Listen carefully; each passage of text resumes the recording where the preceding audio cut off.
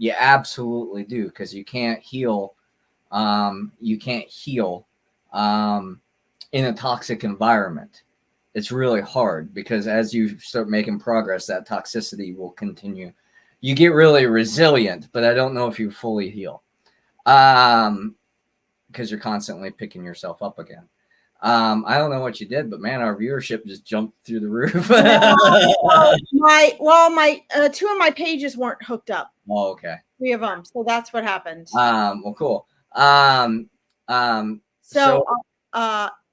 So go ahead. So, being self-actualized, no, you're aware of both the light and the shadow. Mm-hmm.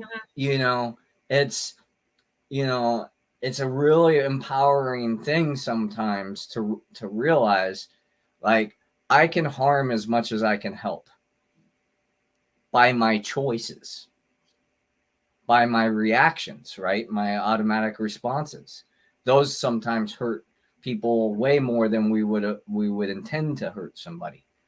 And then that's when we become aware of, like, hey, there's something going on in here, because I don't typically lash out that way unless I'm like a wounded animal.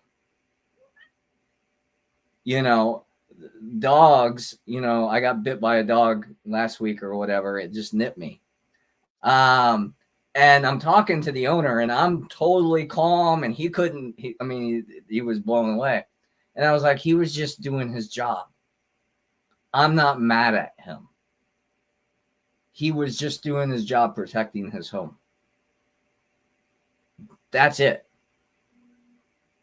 It was my fault for not knowing this animal and not being fearful to a level of awareness that couldn't happen. And once it happened, nothing. I mean, I didn't even really get a bruise, because it was a warning bite, just like, hey, and I yelled, I told him no, and he listened to me then. Like, he backed up, because then my instinct to protect myself kicked in, like, hey, I don't want to harm you, but then you come at me again. And I explained to this guy, like, my new side gig is driving deliveries. And the guy was complaining about how he wasn't getting deliveries. Like, it was in the notes. Like, he was upset that his deliveries weren't coming on time or whatnot. So after that experience, when I called him to say, hey, I know why your packages aren't being delivered, it's because of your dogs. It's got nothing to do with, because typically the policy is, with this delivery company, is if there's a loose dog in a yard, we're to call the owner and ask him to put it inside, not get out of the van. And that's smart. Yeah. But again, they have such a workload on us delivering, we're there till like, 8, 9, 10 o'clock at night trying to get all the packages delivered. And so, there is kind of this level of awareness of, like, and discernment of, like, is this dog going to be cool? And I can kind of just go do my thing real quick, and I don't have to call somebody and try to get a hold of them and send text messages and, right, all that kind of stuff to make sure that, this 30-second stop is now going to turn into a 10-minute stop. Yes. So there's deliveries. It's very, people don't realize it takes a long time. You're 30 seconds to a minute behind on one house or one shipment. And man, it adds hours to your route. Yeah. Hours.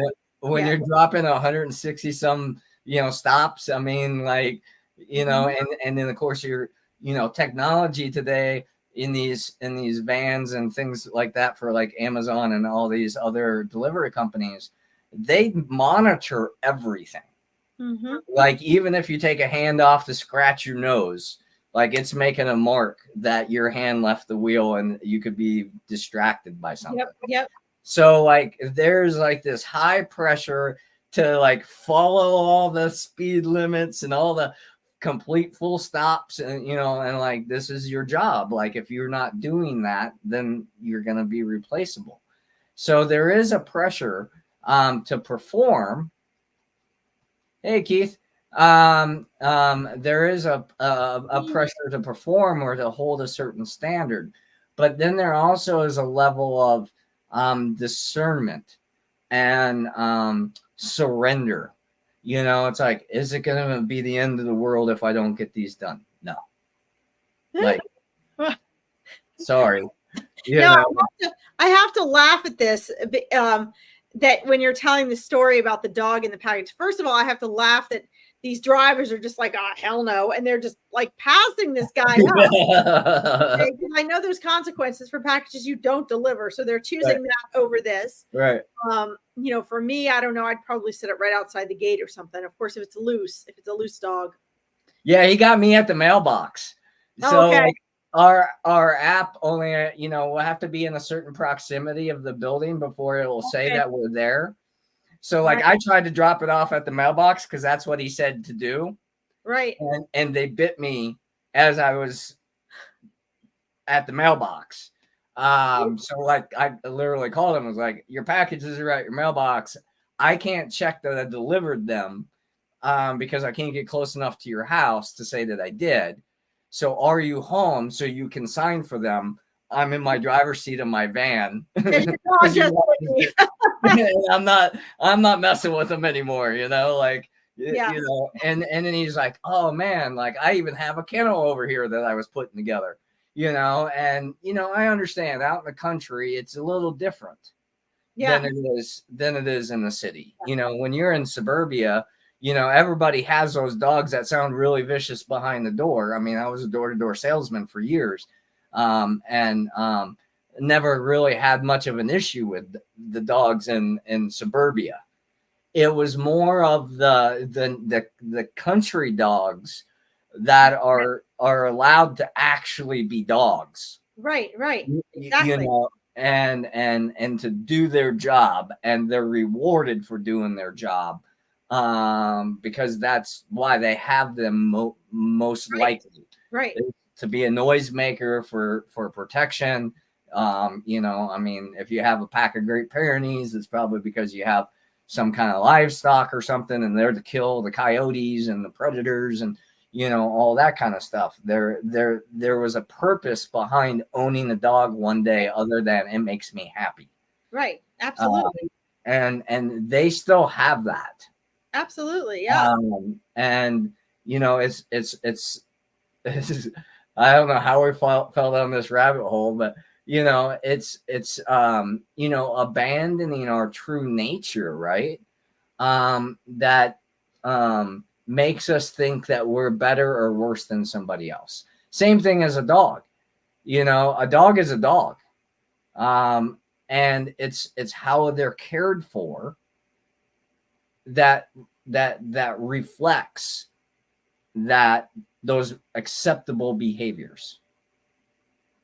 Do they just bark, and then once you step out, they're like, oh hey buddy, come pet me, or are they really there to be a security level of security? Well, I have to point out, though, I think it's interesting because 2 weeks ago when we were on here and you were telling me you were in training for this, the guy you were with, he says, absolutely terrified of dogs.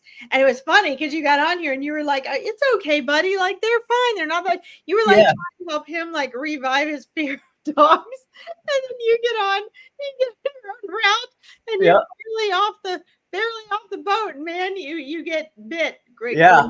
A serious bite. But I mean, it is humorous, it is funny. You were on there sharing that with us. So it's interesting how things come full circle. And for those of you that just popped on or you haven't been listening, we're talking about betrayal and abandonment of ourselves to ourselves, and of others to us, and of us to others. And somehow we fell in this rabbit hole, but we started talking about self-actualization, self-identity, identifying with ourselves, and really how my summary of it is how everything in our life and our world, including our relationships, especially our relationships, push against that identity, push against, they force us to have concepts, right? So it's like if you take what do you call it, one of those like sheer color palettes, and you know, maybe it's green, or sorry, maybe it's blue, but then you put it in front of a yellow wall and it becomes green. Right? That's how you are. That's how all of us are. We've got this self-concept, but then when we're around other people or in other circumstances, you know, we're very different, right? I mean, you know, I'm very friendly and outgoing and I talk to people, but I'm a total introvert, and people don't believe that.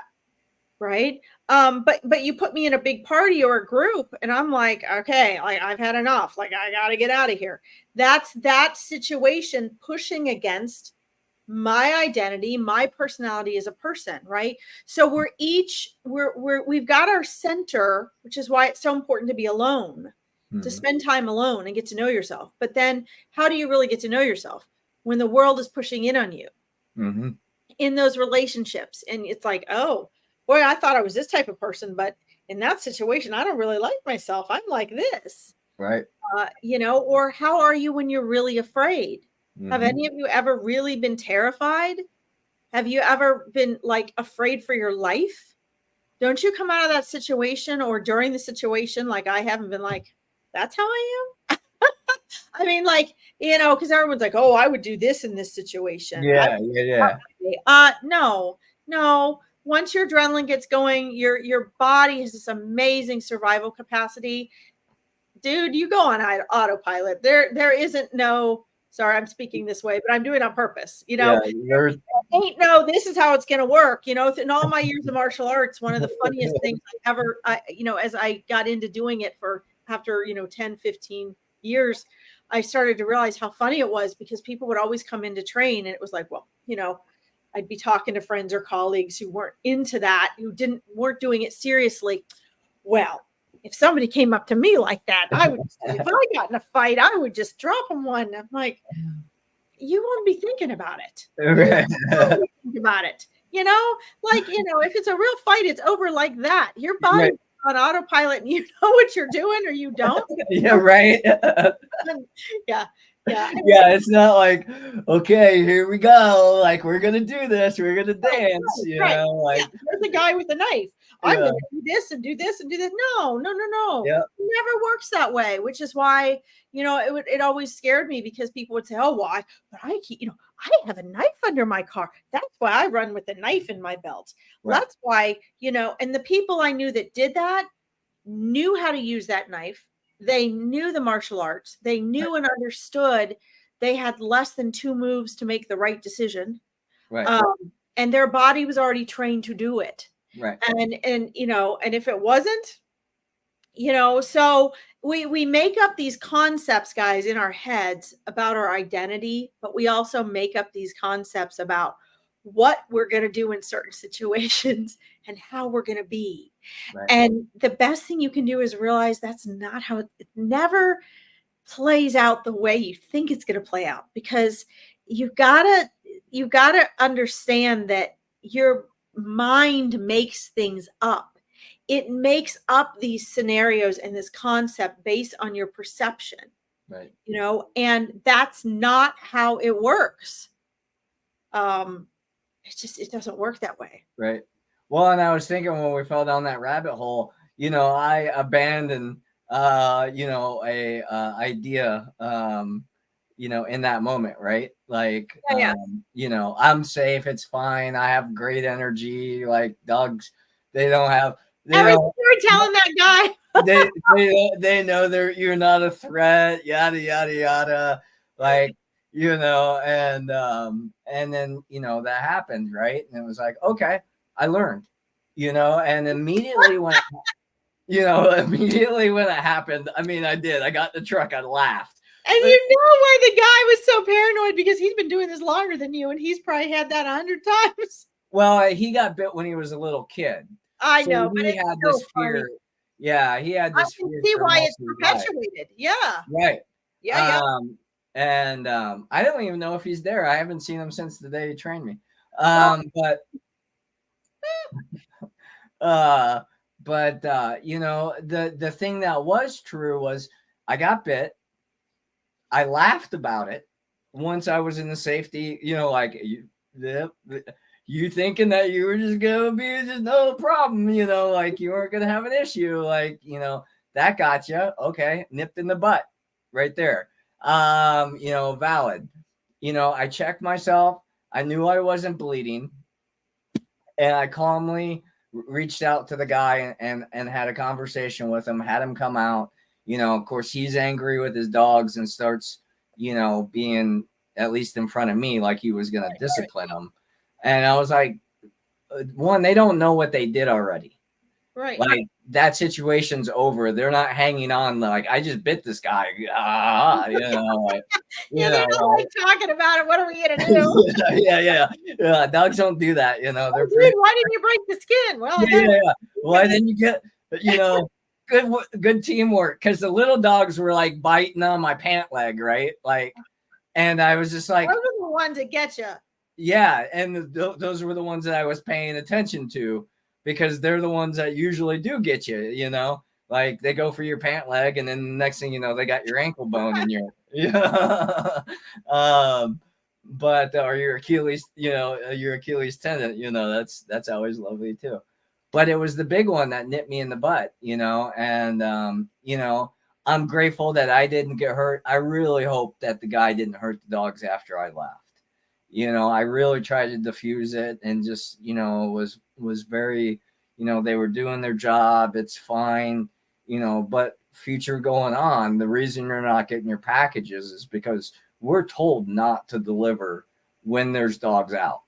So we're to call you, and if they call or don't call, you know, because again, it's a time thing. So there is a level of uh, um, acceptance, you know, I mean, of things not getting delivered because Right, of a time restraint or something like that. right. You know, I mean, we're even advised like when it's raining or the Hi, driveway Christy. Welcome. Yeah, the driveway is tough not to risk it right. because you know you could risk your whole route for one package. And so there's a little bit of discernment that goes into that. But how that all relates, um, you know, to our topic here, exactly, Mark. Who let the dogs out? Um, and how it relates to being abandoned or betrayed is typically we say that something is okay when it's not. Absolutely. We Yeah. excuse our behavior or behavior of someone else for a time until we can no longer take it anymore. And then we react with emotionality on top of it. And when we start sharing those awarenesses with that energetic emotionality, you know, it's a frequency. And that's typically where arguments get started. Mm-hmm.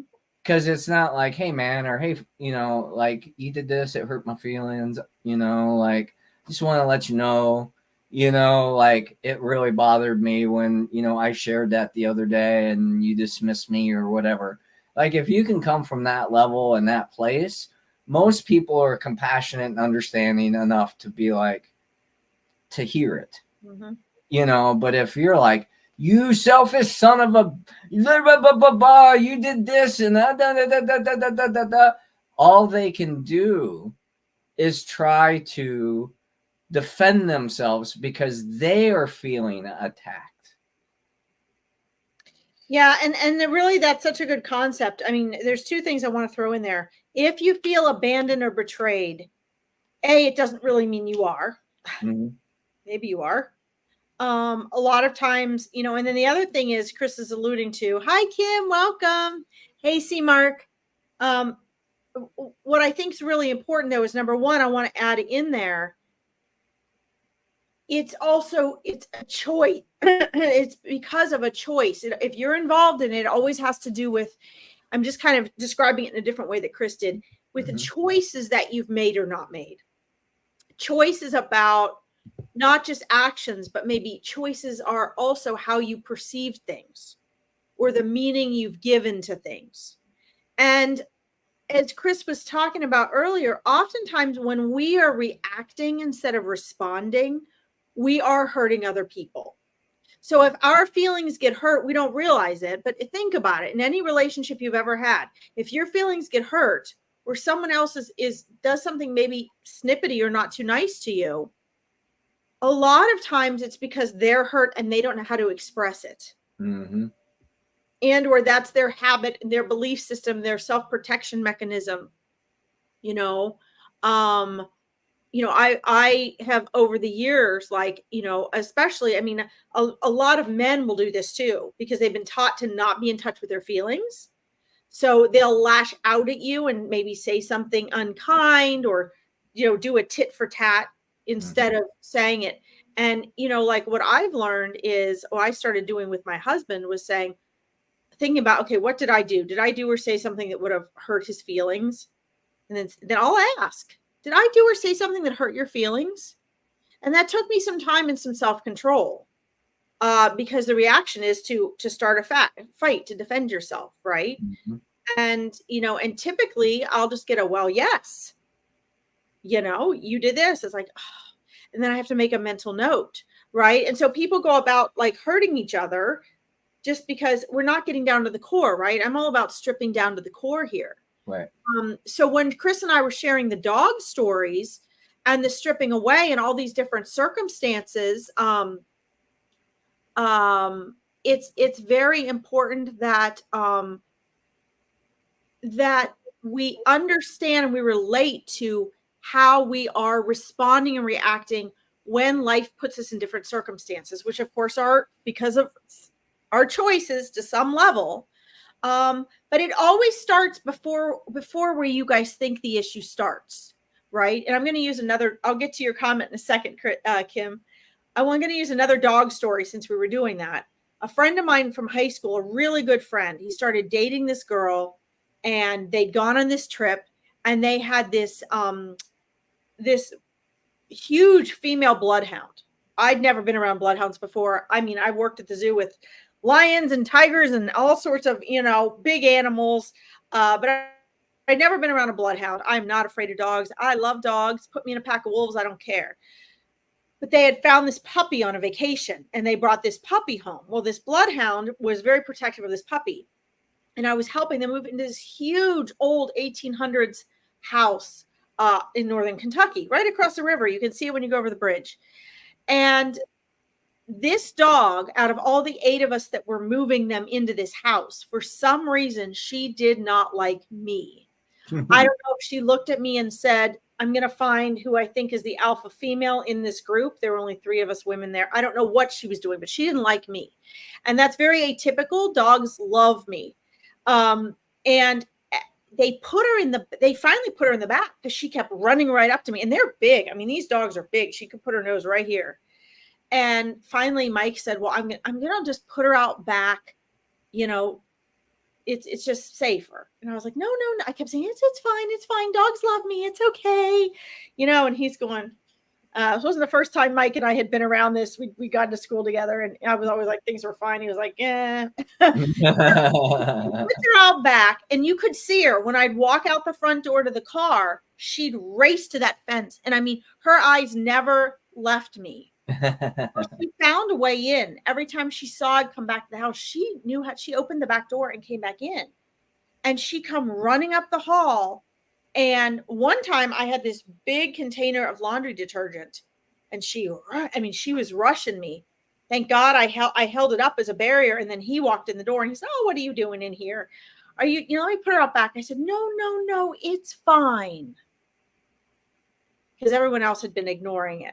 Well, I said that 3 or 4 times. No, it's fine. Well, guess what? He put her back out back and she must have gotten back in.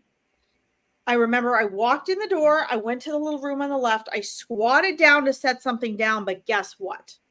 That's where the puppy was. And the next thing you know, like that, I had teeth here and teeth here. I did not know that their mouths were that big, but she had my entire head in her mouth. And let me tell you, it is one of the times in my life I've been the most terrified, because if I didn't even want to breathe. Right. Because I knew she didn't want me to move. And if there hadn't been some, and luckily Mike came in and he came around the corner and he was like, called her so-and-so. But I sat there for a good 30 seconds. She just held me there. And I was squatting down. You know how hard it is to squat down on your toes and just not wiggle? Oh, right. I mean, but here's the thing, guys. Here's my point, since we're doing dog stories for this today. Do you know how much in those 30 seconds I learned about myself? And I learned that exactly what Chris was trying to demonstrate, that a lot of that was my choices. I could have said, I am not going back in that house. I mean, I knew she kept getting in unless you close both doors and lock the back door. I am not going back in that, because I told Mike, she's after me. Like, I know she's after me, but I might have said that, but what did I do about it? And I heard Chris, when I first got on, he was mentioning about people actually following through and doing stuff. What is it? I know Kim and Chrissy, you guys hear me say this all the time. What is it you are doing about your current state? What is it you are doing about your current situation? What is it you are doing about what you want to change, transform, manifest? Are you thinking about it, which is your ego's way of pretending that you're doing something? It's your ego's way of convincing you, oh, but you're working on it in your head. You're thinking about it. You're figuring it out. Or are you doing something? Okay, this is very important. And, even when I get on these discovery calls, some of the most enthusiastic people, if they decide, oh, hey, I want to work with you, or, oh, I want to work with so-and-so, thanks for this recommendation. They go off, they want to work with somebody. Oftentimes you'll find that person disappears for a while. They ghost you, or they ghost whoever they were going to, or they avoid YouTube because the recommendation was listen to these YouTube videos, with this person. Why do they do that? Because of resistance. Mm-hmm. Because they're afraid of what they want. They're afraid of the transformation that has to happen to get what they want. And so my message to you guys today in all of this, where does this abandonment and betrayal lead to? And how is it having to do with, revealing your authentic self and self-actualization, is when the opportunities come and you recognize them, jump on it. Jump on it, because lessons are repeated until learned. So you're going to be where you are until you choose something different. Period. End of story. You're the one with free will. That's the way it goes. And you can't avoid it, because it's going to show up in a different way. Like a lot of people I've worked with, they're like, well, I'm just not going to do this anymore. Or I'm just not going to do that anymore. It happens a lot with recovery, right? So like, oh, I can't drink, or I can't do cocaine, or I can't do these things because it's not good for me. But let me be addicted to this sport that's causing this harm in my life or destroying my relation, whatever it could be, it's understanding that what needs to be transformed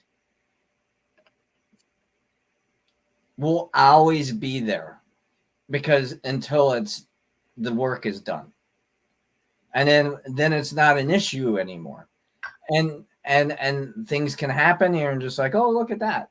Like, I didn't react this time. Like, ooh, someone called me names, or someone cut me off in traffic, or, that's some of the fun stuff, right? Like, yeah, exactly, Kim. A runner's high is still a high, and people chase that, like they're obsessed, like, I have to run. Like I was about that with meditation. I have to meditate or I'm not centered, because life's just pulling me all these different ways.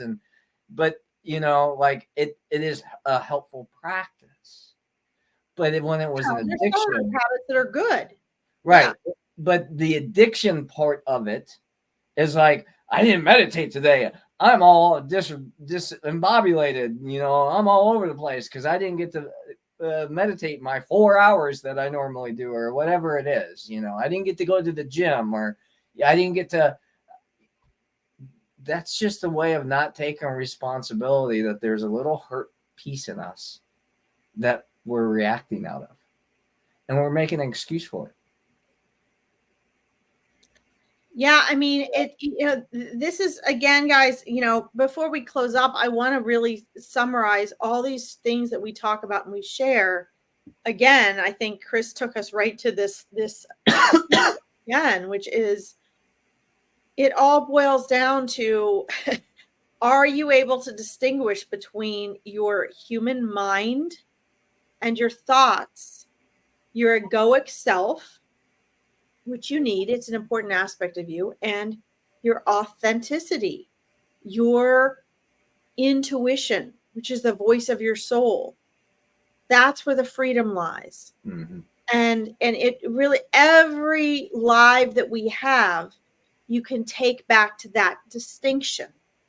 Okay. And all of these things you have to cultivate: the bad habits, the addictions, the good habits, the transformations. The relationships you have are a habit. The health you have is a result, well, sure, some of it's genetics, but of your habits. Whatever challenges you have, whatever struggles and suffering you have, and I love that Chris really started out talking about this today. He brought this into our attention because I'm always really honing in on this because it's so important. Struggles and suffering are opportunities. And we are so conditioned and trained that, oh my God, things are bad. Run away from this. That's not good. Things aren't going the way I want. Why aren't things working out for me? Look what life's doing to me. Life isn't doing anything to you. Life is responding to you based on where you are. And because things are always working out for your good, anything that is uncomfortable or is an obstacle or is painful or is a struggle or suffering, you can choose your way out of, but you're not aware of the choices. And we're here to try to remind you, you're never stuck. You have choices. You even have choices in abandonment and betrayal. Mm-hmm. Because those things could not happen unless you had allowed them unknowingly, right? This is part of our journey for learning. And usually we insert the protection mechanisms instead of the awareness to make a wiser choice, a new choice, because we don't like making different choices. And, our thought habits and patterns are addictions as well. Mm-hmm. Everything in your life is habits and repetition because you're human. So as long as you're human, you have to take whatever consciousness, you're connected to, that you're aware of, but you have to understand that should be running that 95% of your mind you're unaware of. That's why you guys are saying, but I want my life this way, and I keep trying to do this, but that keeps happening, and I don't seem to be able to change that. This is why you're not changing it. Because you have to make different choices. You have to create a whole new different belief system in that 95% of your mind. Because since that 95% of your mind you are unaware of, guess what? Of course you don't know why it's not working. The part of your mind, most of it that you are unaware of, is running your life. So you have to pull back and retrain, reprogram those habits. Mm-hmm. And that's where isolation and all that kind of stuff can be helpful practices, to get the stillness, to, get the energy down a little bit. So it's a little easier to not respond or react, but observe, right? And then that allows us the information that we need to continue on our journey. And I know, Larkin, we were talking about discovery calls and how to take this to the next step. So because I know we love to do this every week and share these ideas and concepts, but we're always wanting to, how do we go deeper? And so I know we had talked about it. I don't know if you have it available, but your link to your discovery calls, your free discovery calls, so people can see in the comments, after the broadcast, how to schedule a one-on-one with you to have a conversation about how to heal, to overcome, how to harmonize the things that may be causing some pain, right? Because I have yet to meet somebody that's like, my life is so great, I'm so happy. They always have, especially here in America, the sense of entitlement, that it should be more than what it is, right? So Absolutely. somebody is financially independent, and just for an example, in this moment, unless the system collapses, they have enough means, right? Enough numbers in the computer somewhere that they can move how they want. So they have this sense of that. But at the same time, there's a sense of entitlement to have more or to do more, right? Because that's our purpose as human beings, is to be of service. So even if you have all your finances taken care of, then you're going to want to volunteer your time away. So there's going to be trials, there's going to be tribulations, there's going to be that. No one is sitting. I mean, even the people that I've seen that claim to be fully awakened, right? They've reached that pinnacle of human evolution, right? So they've claimed, which is interesting, because if they actually had, would they actually have to tell you about it? Because you would see it, right? But they're still trying to help people get there, right? Which is just another form of that cycle, of that entitlement. I was watching something earlier, and we'll get off of here. But it was talking about how people are starting to date overseas now rather in the United States, because the Americans are so toxic with entitlement. They think that just showing up is enough. Like, I'm here. I'm in the relationship. I sit around and I don't do anything, to help the relationship grow and expand and all that kind of stuff. But I'm here, so take care of me. Make sure that I have all the things that I want, and do all the things that I want you to do. And if not, then I'm going to abandon you. And then I'm going to betray you by telling everyone that how bad of a person you are.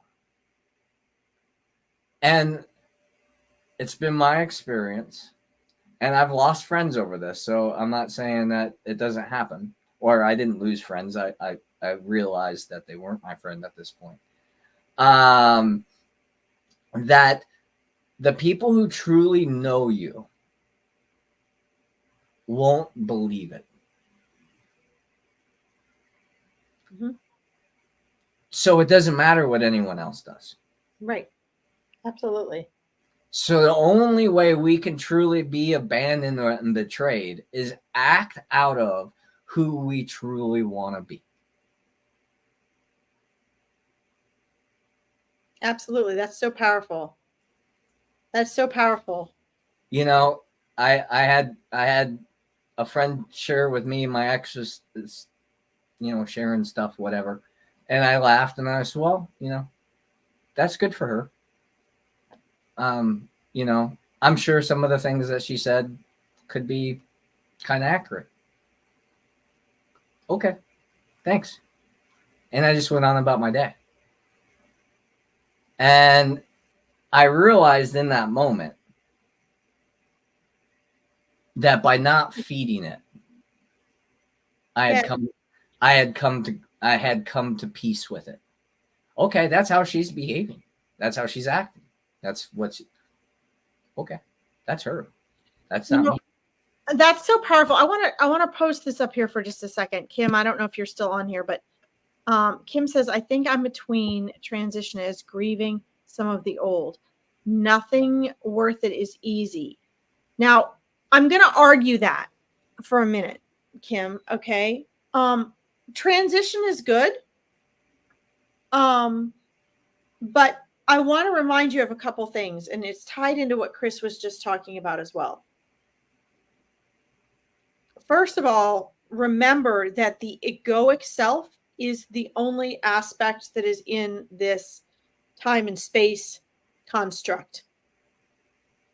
The real you is beyond time and space. So yes, you're here to experience this time-space experience, but let's think about what the word grieving is. The word grieving is to hang on to the perception of experiences you've had that we call memories. And they're only perceptual. Do you know how many memories and beliefs and experiences we hang on to and make a part of our identity that ruin our lives? Everyone I date always cheats on me. Okay. Well, first of all, yeah, that's partly your problem because you haven't learned not to choose that. So you're going to go, I'm not saying you, Kim, I'm saying in people, in relationships, this is my example. They're going to go person after person after person after person, and they're going to repeat. Whatever you keep focusing on, Kim, and everybody else on here, you will keep manifesting. So when you are grieving, we have a particular meaning we associate the word grieving with, but what you're actually saying is, I'm hanging on to the old shit.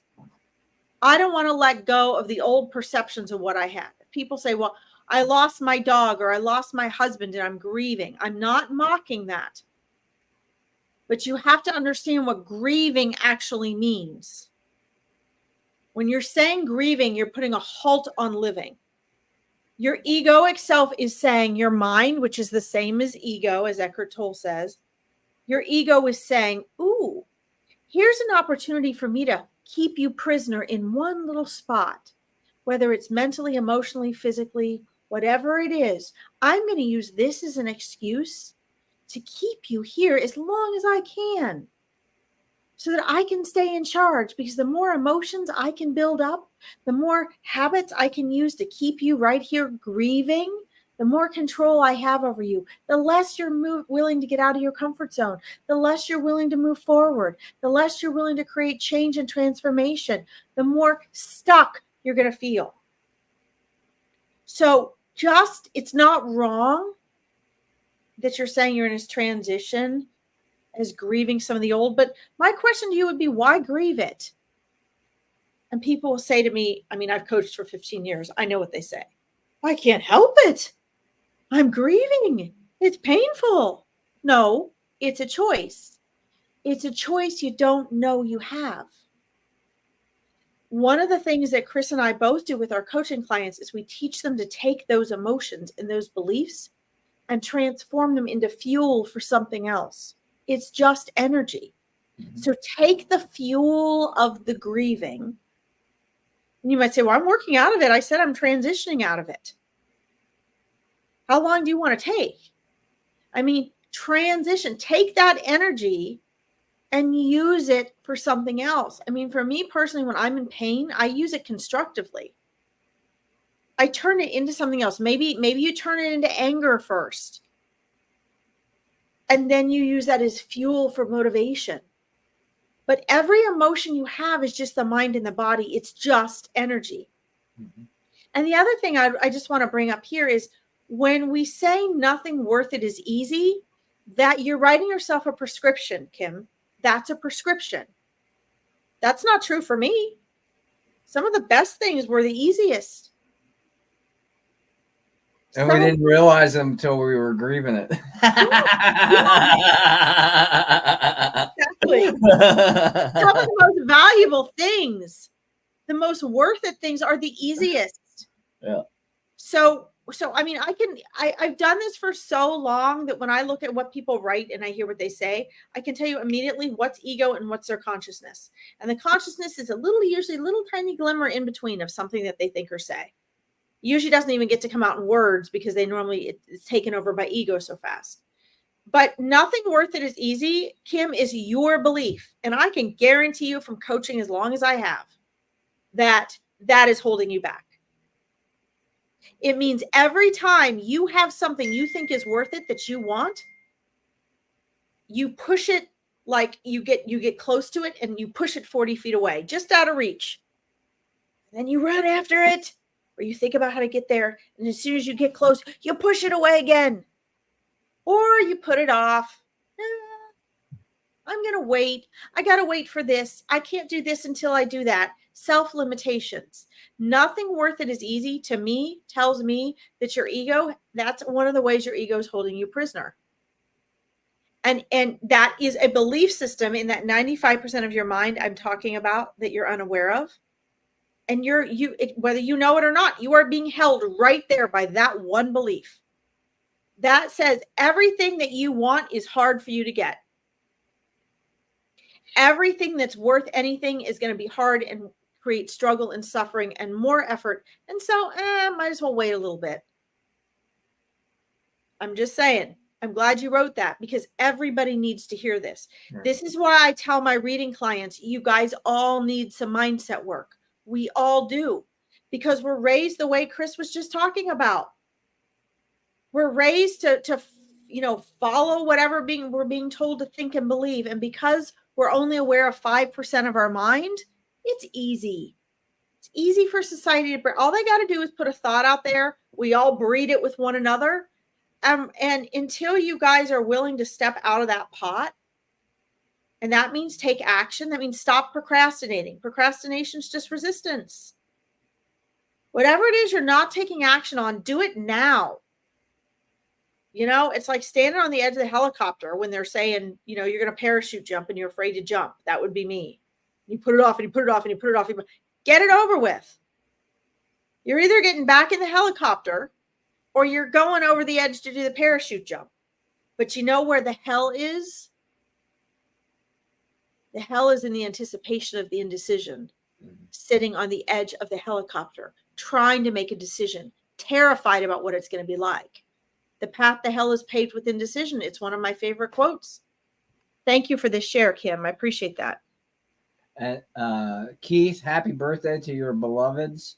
And I know they've left this physical realm, but the fact that you're holding on to them and keeping their special dates and all that stuff in your life shows a testament of your love towards you and what you've had for them.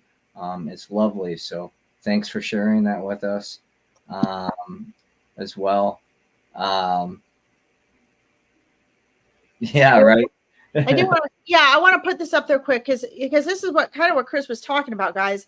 That if we have this unrealistic expectation, I never used to like to use that word, but people all the time, if things aren't, you guys all need to go like to a third world country or go live out in the middle of nowhere for a month. Really, everybody should, because the truth is that you're right. We have this unrealistic expectation, and it's based on things that aren't even real. Images of people we think have these perfect lives. You think just because somebody has 5 Ferraris and 6 Teslas, a helicopter, a private jet, 10 multi-million-dollar mansions, 3 boats, and they own an island, that their life is perfect. You know what? Life is better with money. I will give you that. Ask Epstein and P. Diddy. Yeah. It's easier with money. Well, I even heard a thing about Justin Bieber wrote a song about it. I don't listen to that type of music, so I never heard it before. But now that this news topic has come up, he shared it. And that is coming from the entertainment industry. That is absolutely how they control you. They keep you at the bottom for so long that you're willing to do whatever it takes to be known and to achieve some level of success, and then they hold you hostage by that. They hold you hostage by that. You don't play the game of Hollywood, which is the imagination factory of the elite, because who finances this? They hold you hostage, and you won't get casted. You'll be blacklisted if you don't play their game.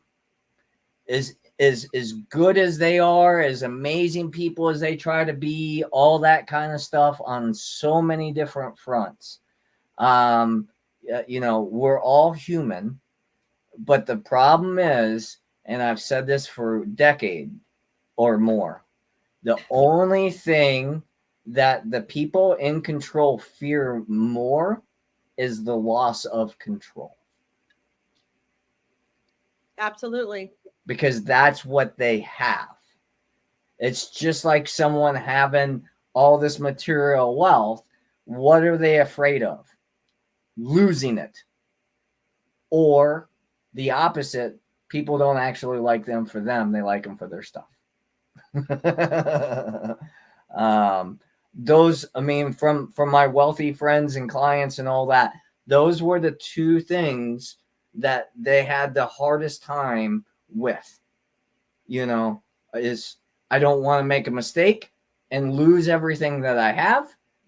And do these people actually generally care for me? And they just like my stuff. They like that I can take them to the game or whatever it is. That is true. Even me in relationships, I would much rather work on building my healthy relationships before building an empire, professional empire. Because once you're at that vibration, you're going to attract all different types. And a lot of people are not sure of how to get it themselves. So they rely on other people's stuff to create that in their life. And so this concept of perfection, guys, can relate to us or it can relate to others. Mm-hmm. But I just, the reality check here is if you strip away everything, I want you just to imagine for a minute, what if you didn't constantly have this hunger for what it is that you wanted? I started out in all of this helping people manifest what they wanted. But let's remember that to want means, Abraham Hicks says every subject is two subjects.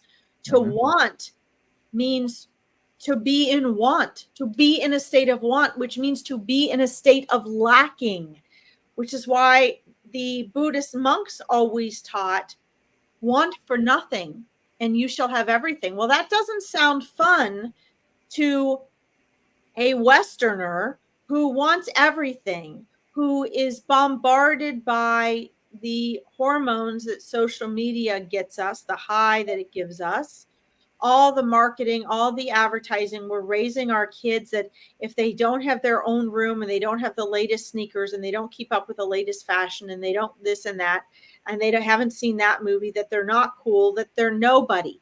They're associating that with their identity. And all of us listening here can rewind back to even this influenced me. And I had two teacher parents who weren't that way at all. I mean, my lifestyle was very different than all my little friends I went to school with. And it still got through to me through the music, through the interactions with my wonderful friends.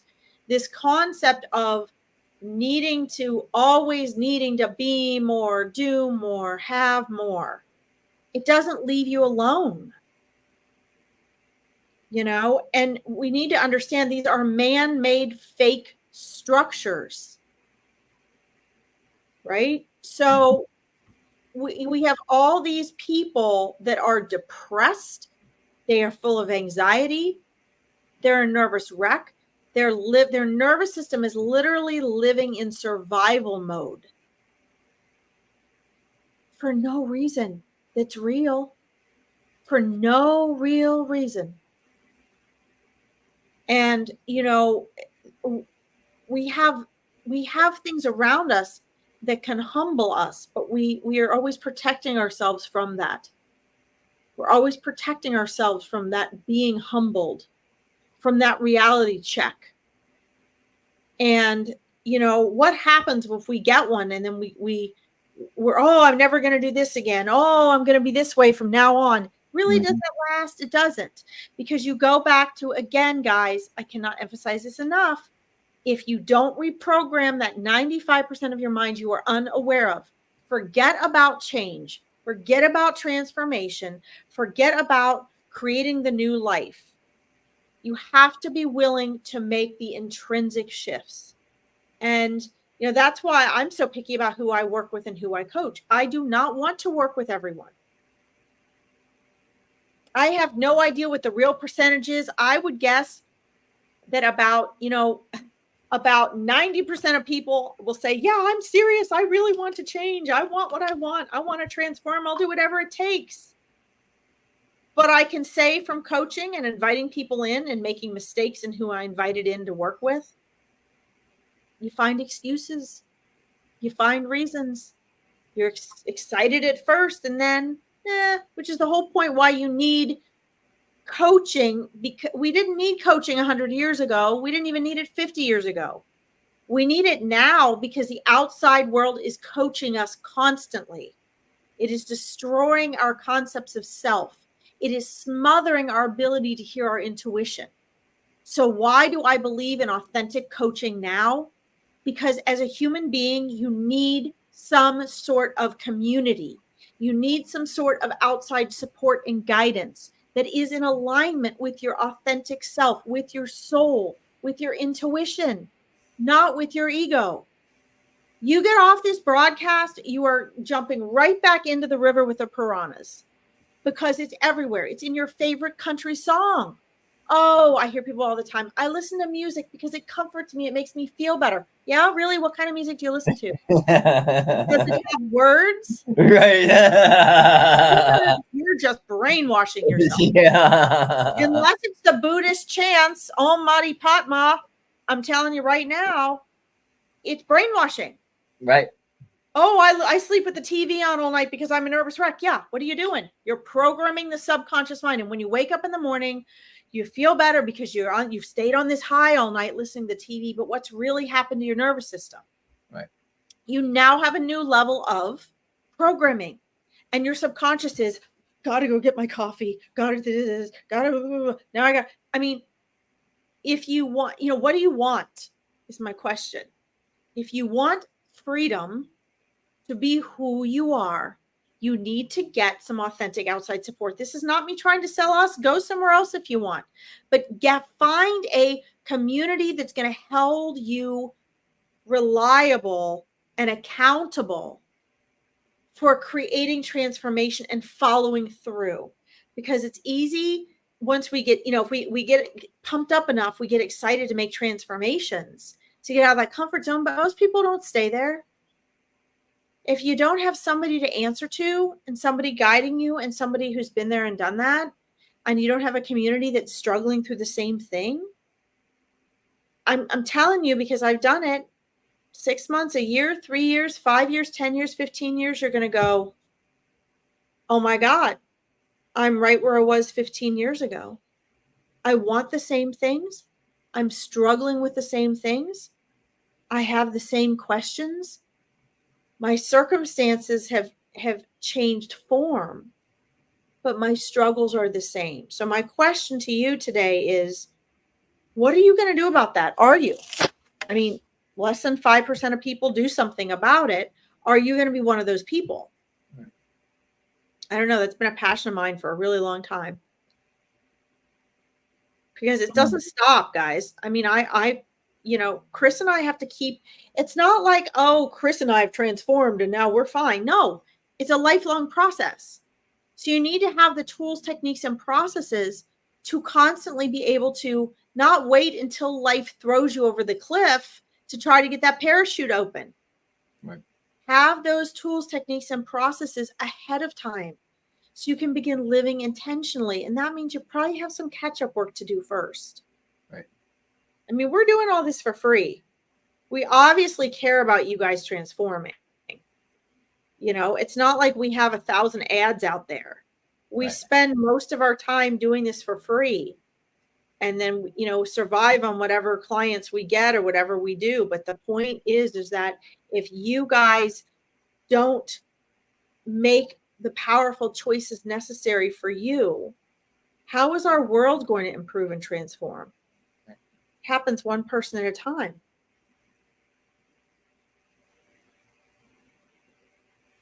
Fantastic show. Wow. We almost did 2 shows today. I know. More time. I need to get moving. I see people have more comments. Yeah, I mean, we should probably just wrap it up. Yeah, Chris, I get on a roll a lot. I mean, Mark, I get on a roll a lot. But it's true, guys. This is what it's about. This is what it's about. I mean, this is why Chris and I are like, well, we could go on and on and on about this. Mm-hmm. Where does the conversation end and your choice and action begin? What are you going to do when you get off of here today that is different than what you've done in the past 6 months? Where are you going to, start taking action where you're just thinking about it? Because our ego convinces us if we're thinking about it, we're doing something about it. No, you're not. No, you're not. What are you choosing that's different? Are you getting different results? Do you have a different philosophy? Are you comfortable where you weren't comfortable before? I mean, it's up to you what you want to do, but do something, guys. Do something different. Anything. Yeah, right. Yeah, absolutely. So we don't have to have a show next week because we did this one. Oh, sorry. We did 2 shows today. So well, we can make up for the one that when I'm out of the country. How about that? We'll just rebroadcast it. But and that is something that I wouldn't have normally done. Even though I've always wanted to go out of the country and see other things, but I have too much going on. I need to be here. I don't want to disappoint, the viewers. I don't want to not have my meditation circle. People count on me, that kind of thing. So, I didn't allow myself to take these expeditions until recently. And, I'm grateful that I did. I would have never taken this gig delivering. I spent most of my teenage years in my 20s and 30s trying to avoid the traditional route and the systems and wanted to live as an entrepreneur and free and creative and all those various different things. So me going into that was a conscious choice for my own healing, and also to learn how to help communicate with people that are at that level. How do we walk in a good way each and every day? It's taking the opportunities as they're presented to us. So thanks, Mark, for the confirmation. And Larkin, do you have anything else to say? No. I think I've said enough. I think what seems like not much to us is a lot for people that haven't heard this before. And I think a lot of people, the broadcast is so long. I think some of you heard the beginning, some of you heard the end. If you're curious, go back and listen to the whole thing. But I think our bottom line is you have powerful choices that you don't realize you have. And the quicker you can become aware of them, and just, understand where you need to make different choices, the better it's going to be. Everybody's in a hurry for change and transformation. Well, we've just told you what you need to do. And if you want help and support, message one of us for a discovery call. Right. This is what we do. I know we have a bunch more wonderful comments on here. I'm going to read through them, and if I need to, get back to them. We did see your comments, guys, but it has been 2 hours, and we both have to get off. I have some more work I have to do. But I want to thank you all for tuning in, and please don't forget to share. I know I said I had nothing to say. Please don't forget to share this with people that you think could benefit. We are trying to grow our YouTube page. So if you haven't already, check out our YouTube page and go ahead and subscribe to that. We haven't worked a lot on that, but that is something we really want to get going, because it's going to give us the opportunity to reach a lot more people who we think need to hear these messages. Indeed. Thanks again for everybody that's tuning in live, that is going to watch the broadcast, and thank you for being you. The world is the way it is because we are the way we are, and we can only evolve or grow when we're willing to accept that and choose to walk together, work together, and communicate together as one human being, in one human race, right? And care for each other and our planet, because how we care for our planet is a very unconscious way of how we're actually caring for ourselves. So with that, much love and gratitude. See you next week, Wednesday at 1 p.m. Thanks so much.